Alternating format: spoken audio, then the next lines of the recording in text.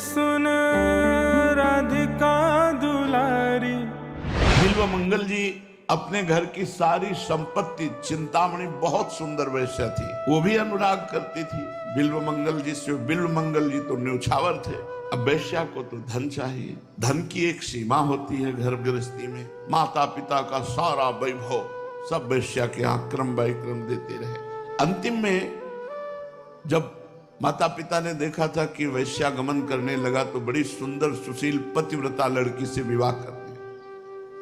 अब चित्त जहां रमा है तो फिर हट नहीं सकता। उद्धव मन माने की बात, दाग छुहारा छाणी अमृत फल विष कीड़ा विष खात। मन मान गया तो दाग छुहारा नहीं खाएगा, विष का कीड़ा विष ही खाएगा। कभी अपनी पत्नी की तरफ देखा ही नहीं। अंतिम बार जब धन की वृत्ति के लिए घर आए तब पत्नी को देखा और कहा, अगर तुम मुझे जिलाना चाहती हो तो कुछ तुम्हारे पास स्वर्ण या धन हो तो दे दो। आज तक जिंदगी में बात ही नहीं की थी जब से ब्याह हुआ था। तो उसने कहा, प्राणेश्वर ये जीवन आपके लिए है। कैसी मतलब कैसी आसक्ति कैसी होती है। पतिव्रता पत्नी सुंदर, आज तक बात नहीं की, उसने अपने श्रृंगार उतार कर सौभाग्य दे दी। बड़ी विचित्र दशा में गए। चिंतामणि ने कहा, कहां से लाए हो? बिल्व मंगल जी ने कहा कि मेरी पानी ग्रहण की हुई एक पत्नी जिसको आज तक मैंने देखा नहीं, आज देखा है। आपकी सिवा मैं जी नहीं सकता, इसलिए उसके चरणों में प्रार्थना की तो ये आभूषण अधिकार है। अब क्या इसके बाद लाएगा तू? निकल यहां से। जहां अधिक आसक्ति होती उसका वियोग मार देता है, मार देता है। वो कोई आसक्तिवान ही जान सकता है, दूसरा नहीं जान सकता। दो चार उनके जन थे, धक्का लगाया, बाहर करो इसको। भगवान की शायद कृपा को यही मंजूर था। अब घायल हृदय, हा चिंतामणि, हा चिंतामणि। किसी संत ने देखा तो कहा, चिंतामणि ये किसका नाम? पूरी बात उनका मैं जी नहीं सकता। उनका इससे भी सुंदर महान सुख प्रदान करने वाले भगवान श्री कृष्ण हैं। यदि तुम उनमें चित्त को लगाओ तो तुम्हारा चित्त आनंदित हो सकता है, नहीं तो काम की चोट से घायल स्त्री में आसक्त चित्त, उसका केवल नाश ही परिणाम है, दूसरा कोई नहीं। 1 वर्ष तक अपने पास रखा। वैष्णव परंपरा से उनको दीक्षा दी, उपदेश किया। उन्होंने कहा, मैं भ्रमण करना चाहता हूं, क्योंकि मन जो चंचल, भोगी, अशांत, वो एक जगह टिकना नहीं चाहता। मन नवम नवम। वहां से वो चल दिए। एक देवालय के समीप सरोवर था, भगवत विग्रह थे, तो गांव की 9 कुमारियां बधू पूजन करने आती थी। तो एक बधू पूजन करने आई, बिल्कुल चिंतामणि जैसा रूप। एक बार तो उसे लगा कि चिंतामणि है, और कुछ उसकी आंखों में चिंतामणि बसी थी, तो जिधर देखे चिंतामणि दिखाई दे, कुछ उसका रूप मिलता था। अब तो फिर वही आसक्ति जग गई, चिंतामणि, हाँ चिंतामणि। वो बहू पूजन करके निकली घर के लिए, पीछे चल पड़े। उसने मुड़कर देखा, उसको लगा कि ये वैष्णव क्यों मेरे पीछे, लेकिन उनकी दृष्टि सही नहीं थी। आसक्त दृष्टि अलग दिखाई देती है। और वो लंबे लंबे पैर बढ़ाए, ये और पीछे घर में गए। अपने पति से कहा कि वेश तो वैष्णव का है, लेकिन मुझे लगता है कामी पुरुष है, पाखंडी है। तो उनका हमारे दरवाजे पर आ गया। अतिथि भगवान का स्वरूप होता है, ये हम देख लेंगे, तुम बैठो। गए तो ये तो प्रेमी हृदय, आसक्त हृदय। उन्होंने कहा, ये जो अभी 9 वधू आई कौन है? तो उनका मेरी पत्नी है। कहा, एक बार भर नेत्र देखना चाहता हूं। ये तो कहो धर्मात्मा पुरुष था, नहीं पिटाई कर देता। किसी की पत्नी के रूप को देखने की इच्छा करे और उसका पति उसको सम्मान दे, ऐसा कैसे हो सकता है? लेकिन वो धर्मात्मा पुरुष था कि भगवान या तो मेरे धर्म की परीक्षा ले रहे हैं या कोई पापी पुरुष है। अगर पापी पुरुष है मैं तिरस्कार करता हूं तो सारे पाप छोड़ जाएगा, अगर कोई भगवान का विधान है तो मंगल विधान होगा, मुझे डरना नहीं चाहिए। पत्नी से कहा कि देख तू पतिव्रता है, मेरा आदेश है, तू श्रृंगार सहित इसको दर्शन दे जाकर एकांत में बैठ के, मैं हूं यहां, मेरे आदेश का पालन करो। अब पति ने आज्ञा कर दी तो डरपते हुए गए, ये बैठे थे, क्या आज्ञा है? तो नेत्र उठाए से देखा, हृदय विकल हो गया। जन्म जन्म से इन्हीं भोगों में लगा रहा, गुरु कृपा ने संभाला, श्री कृष्ण चरणारविंद की तरफ ले, फिर मुझे वही। कहा देवी क्या 2 सुई मिल सकती है?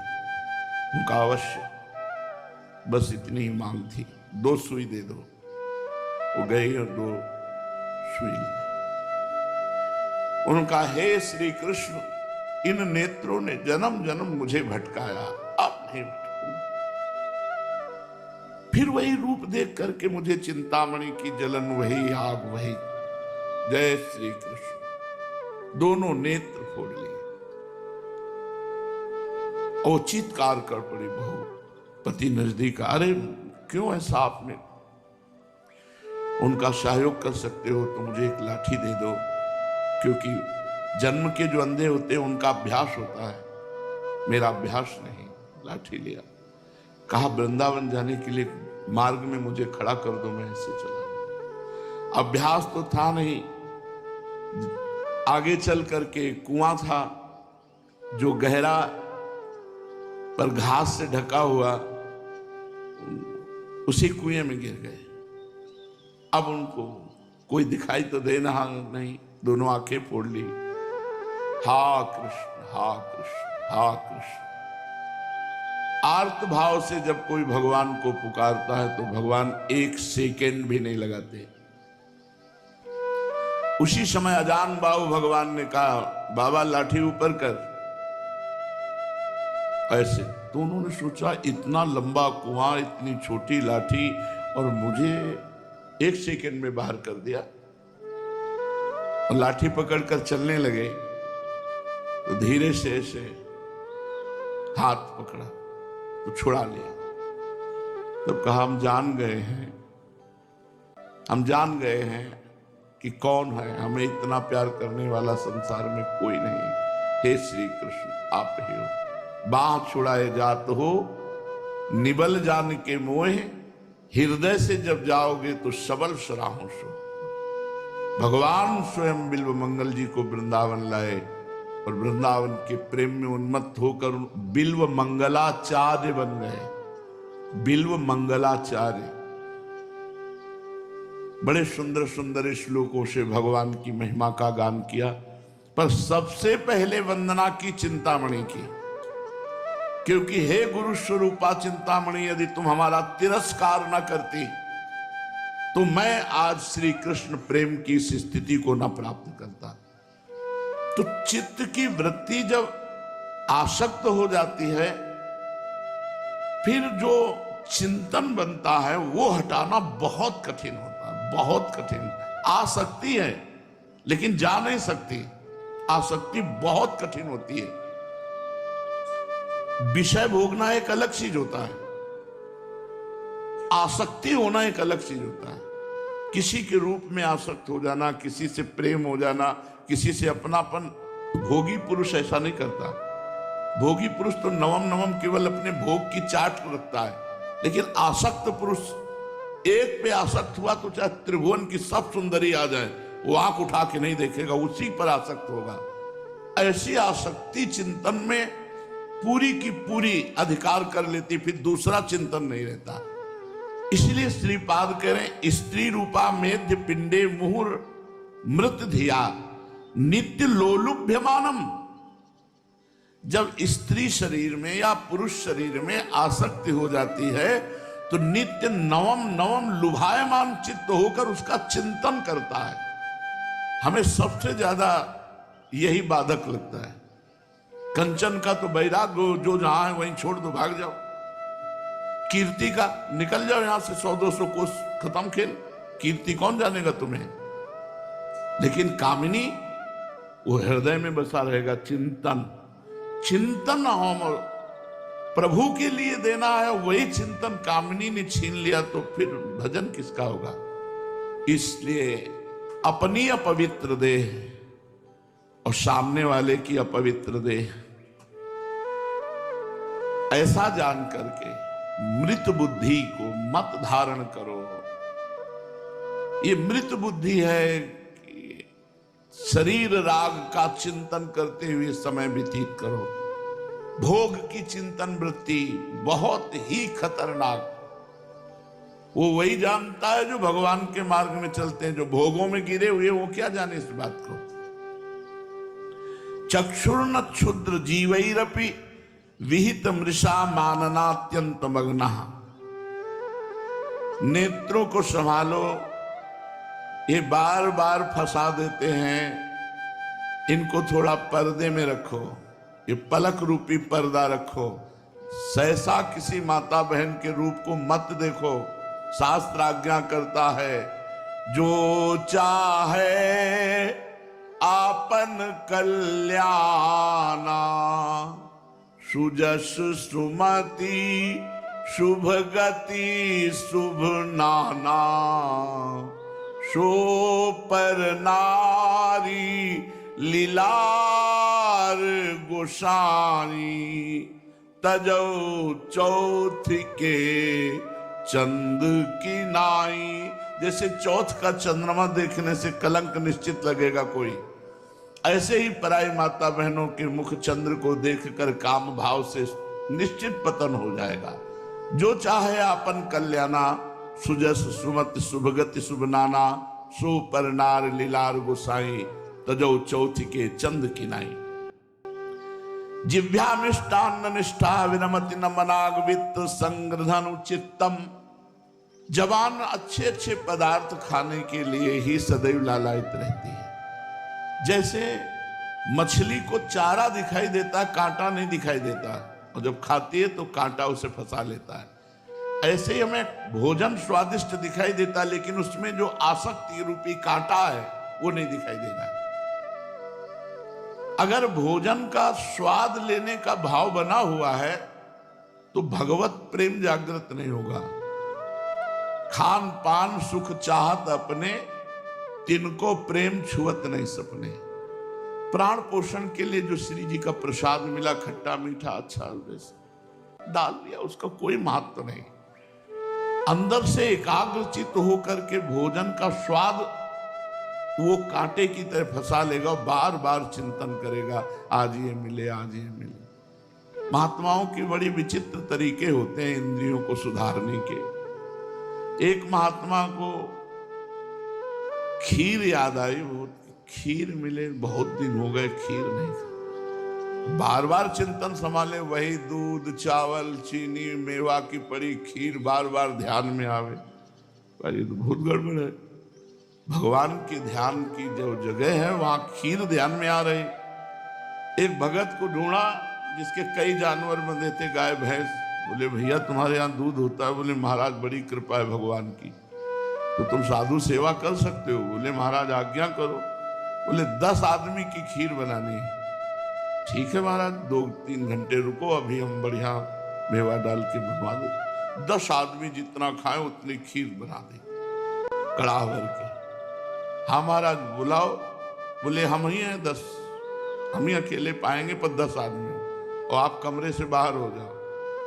तो 2-3 आदमियों के इतना तो पाया, और इसके बाद मन कहने लगा नहीं अब बस नहीं, खीर पानी है। और उल्टी हो गई, फिर उसी को मिलाया खीर। अरे जिंदगी में खीर नहीं, जिंदगी में खीर नहीं। अब मन कहने लगा खीर, लगा नहीं अब बस नहीं, खीर पानी है। और उल्टी हो गई, फिर उसी को मिलाया खीर। अरे जिंदगी में खीर नहीं, जिंदगी में खीर नहीं। अब मन कहने लगा खीर नाम से उल्टी आने लगी, खीर खीर खीर। तो अति, जैसे आग में सहाते सहाते घी डालो तो अग्नि बढ़ती चली जाएगी, लेकिन इकट्ठे झप से डाल दे तो बुझ जाएगी। बहुत भोगासक्ति धीरे धीरे भोग को पुष्ट करती है, और कोई अतिशय भोग हो जाए, अतिशय, तो घृणा पैदा हो जाएगी, क्योंकि उनमें कुछ सुख है ही नहीं, चाहे जो भोग हो। ये अनुभव करने चलोगे तो जीवन बर्बाद हो जाएगा। तो महात्माओं के अनुभव मान लो। कह रहे जिह्वा मिष्टान्न निष्ठा, जिह्वा को प्राय मीठा बहुत प्रिय होता है। विरमति नमनाग वित्त संग्रह चित्तम, चित्त में इसका प्रभाव बना रहता है। भोजन और जनेन्द्री, इनका बहुत सीधा संबंध है। रसेंद्री और जनेन्द्री का सीधा संबंध है। भजन में जिसकी उन्नति हुई है आज तक, वो उसने भोजन के स्वाद को छोड़ा है, तभी उन्नति हुई है। अब अपने लोगों को स्वाद की तो बात जाने तो, पेट भरने की व्यवस्था, पेट भरने की, आश्चर्य मानोगे। कहते हैं काशी अन्नपूर्णा की नगरी किसी को भूखा नहीं रहने देती। हम आपको बता रहे हैं, वहीं रहे हैं, और माता ने कसौटी के लिए कई कई दिन भूखे रखा है। 80 घाट के भिक्षुकों के बीच में बैठ जाते थे शाम के जाके, एक नियम था बस, कमंडल का ढक्कन खोल के ऐसे बैठ गए, आते थे दानी लोग आते थे जो देते थे। तो अब जैसे सतुआ बांटना, 200 साधु बैठे हैं तो अब इतना इतना सतुआ, तो जो ही ढक्कन में उतना सतुआ आया, तो जैसे शहद और आयुर्वेदिक औषधि चाटी जाती है, ऐसे गंगा जल मिला के चाट लिया वैसे भजन के लिए। और गंगा जी में इतने पावरफुल परमाणु होते हैं कि दूध में भी उतने नहीं होते। ऐसी गंगा जी की पुष्टता हमको अनुभव में आती थी। गंगा जल से संपूर्ण भोजन की पुष्टता हो जाती थी। एक दिन इतनी विकलता भोजन की हुई, इतनी विकलता हुई, लगा कि आज भोजन मिलना चाहिए, एकदम विकल। तो 2 साधु आए 80 घाट में। वो कपड़ा लत्ता से पता चलता था कि महंत है। दंडोत महाराज, हम ऐसे किसी से बोलते नहीं थे। दंडोत, कहाँ रहते हो? घाटों में। भोजन कहाँ पाते हो? जो घाट में मिल जाता है। आज चलो हमारे यहाँ पालो। संकल्प। उनके साथ गए, पूरा महल, लेकिन महादेव की इच्छा देखो, 2 घंटे बैठे गए। वो दोनों महात्मा आए जो लिवा के गए थे। दूसरे महात्मा बोले कैसे बैठे हो? वो महात्मा लिवा के आए थे कि हम भोजन पाए। पंगत तो हो गई। तो अच्छा, नहीं मिलेगा? बोले आना हो तो कल आना, आज तो आना नहीं। उठे वहां से चले। ऐसा हंसी आई, मन से कहा कि देखा, तुम्हारी निष्ठा की पूर्ति के लिए भगवान शिव ने विधान किया, जाके भी नहीं मिला। भजन करना है तो भोजन से भजन का नाश भी होता है, और भोजन से भजन की वृद्धि भी होती है।